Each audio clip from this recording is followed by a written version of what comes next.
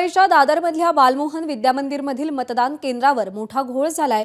मतदार यादीतून नावं गायब असल्याची मतदारांनी माहिती दिली आहे। बालमोहन विद्यामंदिरमधील मतदार केंद्रावरती मतदारांनी आपली नाराजी व्यक्त केली आहे।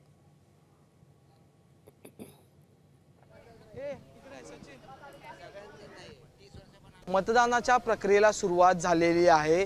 मोठ्या प्रमाणात मतदार जे ते मतदान करण्यासाठी बाहेर पडलेले आपल्याला पाहायला मिळत आहेत। मोठ्या प्रमाणात ह्या ठिकाणी म्हणजे बालमोहन विद्या मंदिर दादर परिसरात जी ती रांग लागलेली आपल्याला पाहायला मिळते। पण मतदानाच्या पहिल्याच तासात जो आहे तो पहिला घोळ जो आहे तो समोर आलेला आहे। आपल्यासोबत सुधीर क्षीरसागर जे आहेत ते दादरचे रहिवासी आहेत। नेमकं हे प्रकरण काय थेट त्यांच्याकडून जाणून घेऊया। काय झालं नेमकं तुमचं, तुम्ही कुठल्या वॉर्डात येतात, तुमचे उमेदवार कोण आणि आता तुमच्यासोबत झालं काय? मी आलो आमचा वॉर्ड येतो 192 आणि त्याच्यामध्ये आता इकडे आम्हाला आमच्या स्लिपमध्ये 191 लिहून दिलं आहे। तर आम्ही सकाळी इथे येऊन चेक केलं, त्यांनी सांगितलं इथे तू आमचं म्हणजे सुरुवातीपासून इथेच आहे। ज्यावेळी आम्ही वोटिंग केलं आता जवळपास 30 वर्ष आम्ही इथेच केलेलं आहे। इकडे बालमोहनला केलं, आता इथे आम्हाला सांगितलं आता चेंज झालं आहे। एबीपी माझा, उघडा डोळे बघा नीट।